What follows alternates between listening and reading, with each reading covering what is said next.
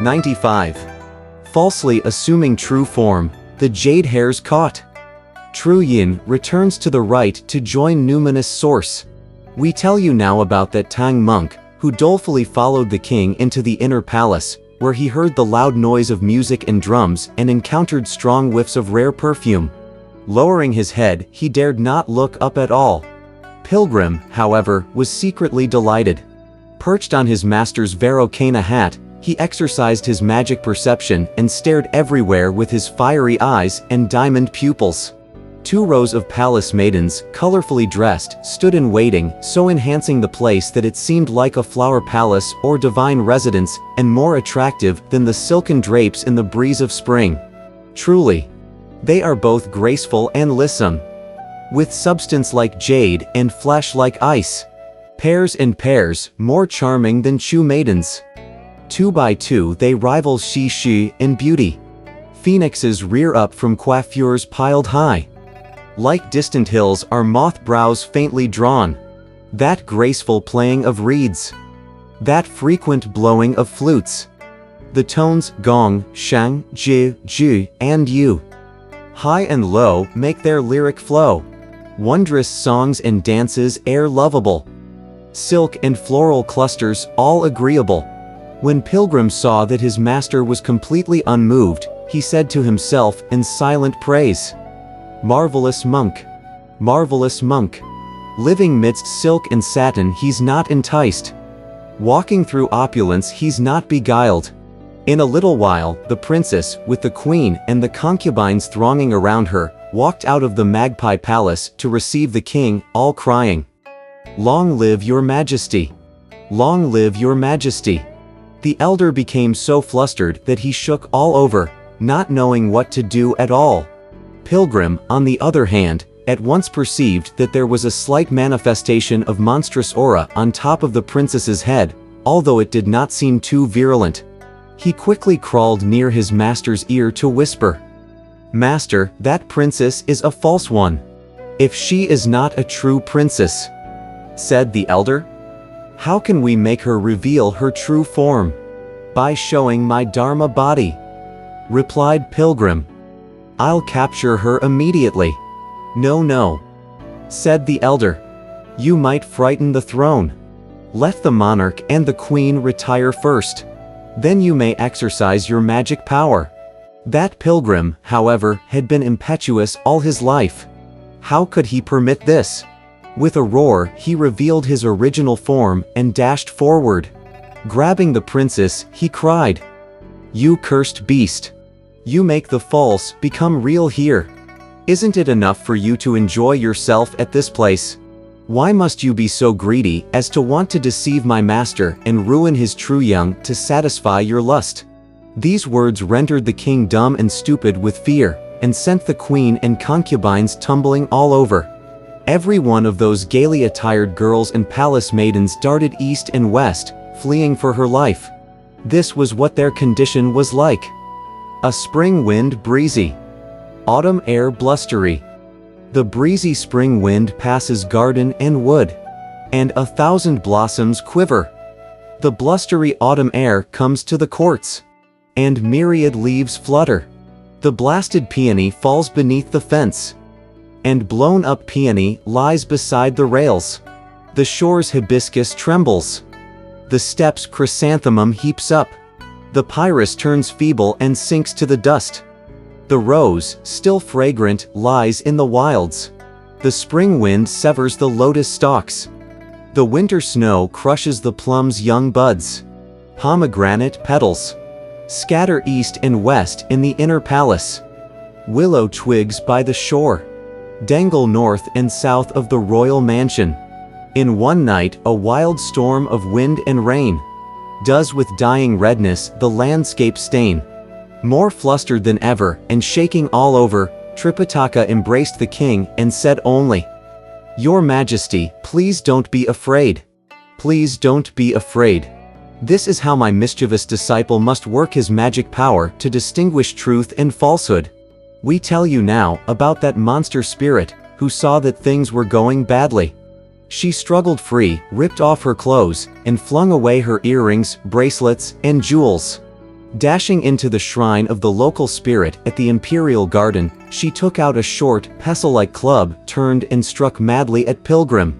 Pilgrim caught up with her and faced her with the iron rod.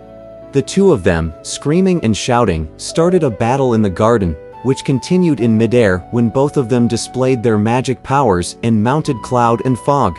In this very conflict, the golden hooped rod has both name and fame. But a club like a pestle, no one knows. One seeking true scriptures has reached this place. One for love of strange blossoms has come to stay. The fiend, long knowing of the Tang sage monk, desires to unite with his primal sperm, abducting the true princess the year before. She took human form as the king's beloved. The great sage now perceives her monstrous heir. He would save life by making known the truth. The short club works violence, bashing the head. The iron rod, with power, hits the face. Loud and boisterous the two of them fight. As mist and cloud remove the sun from sight. As the two of them waged a fierce battle in midair, they filled the populace of the whole city with horror and terrified the officials of the entire court. Supporting the king with his hands, the elder could only say, "Please don't be afraid. Please tell Our Lady, the Queen, and the rest not to fear. Your princess is actually someone specious who has taken on the true princess form. When my disciple captures her, you will know the difference." Several of the more courageous palace ladies took the clothing and jewels to show to the queen, saying, "These were worn by the princess. Now she has abandoned everything. Stark naked, she is fighting that monk in the sky. She must be a monstrous deviate." By then the king, the queen, and the royal concubines had grown calmer and began to stare at the sky. We shall leave them for the moment. We tell you now about that monster spirit, who battled the great sage for half a day, and they fought to a draw. Tossing the rod up into the air, Pilgrim cried, "Change." The single rod changed into 10 rods. The 10 became 100, and the 100 turned into thousands. Like slithering snakes and gliding dragons in midair, these rods madly attacked the monstrous deviate. Completely flustered, the monstrous deviate transformed herself into a clear breeze and fled toward the region above the blue sky. Pilgrim recited a spell, which reduced the iron rods to a single piece, before mounting the auspicious luminosity to give chase. When they approached the West Heaven Gate, they could see gleaming banners fluttering. "Those guarding the Heaven Gate," shouted Pilgrim. "Block the monster spirit. Don't let her escape."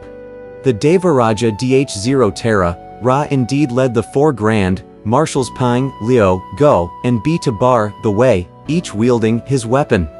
Unable to proceed, the monstrous deviate spun around and began to battle with Pilgrim once more, brandishing her short club. As he wielded his iron rod to meet her, the great sage stared at the club and saw that it was thick on one end and thin on the other. It resembled, in fact, a pestle used for hulling grain. "Cursed beast!" he cried. "What sort of weapon is that you have there that you dare oppose, old monkey? Submit at once, lest one blow of my rod smash your skull." Clenching her teeth, the monstrous deviate said, "So, you don't know about this weapon of mine? Listen to my recital. This divine roots a piece of mut on jade. Its form cut and polished for countless years. I owned it already when chaos parted. 'Twas my possession when the world began. No mortal thing could with its source compare. For its nature came from heaven above. Its golden light frame with 4 signs accords, with 3 primes fused with 5 phases breaths. In Toad Palace it has long stayed with me, a frequent companion by Kasha Hall. For love of flowers I came down to earth, and went to India, posing as a girl. I shared the king's joys with no other wish than wedding the Tang monk to seal my fate. How wicked you are that you wreck our match. So savage that you hunt me down to fight. This weapon of mine has tremendous fame, surpassing greatly your golden hooped rod. A pestle for herbs in vast cold palace. Its one blow will send one to Yellow Spring." On hearing this, Pilgrim laughed scornfully and said, "Dear cursed beast, if you had lived in the Toad Palace, you couldn't be ignorant of Old Monkey's abilities, could you? And you still dare take a stand here? Reveal your form and surrender at once, and I'll spare your life. I recognize that you are the Banhorse Plague," said the fiend, "who greatly disturbed the Celestial Palace 500 years ago. I should defer to you, I suppose? But ruining one's marriage is an act of bitter enmity, like murdering one's parents. Neither reason nor sentiment would allow me to give in, and that's why I'm going to fight you, heaven-defying Banhorse Plague."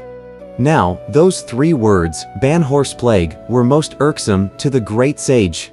When he heard them, he became enraged, and immediately raised his iron rod to strike at her face.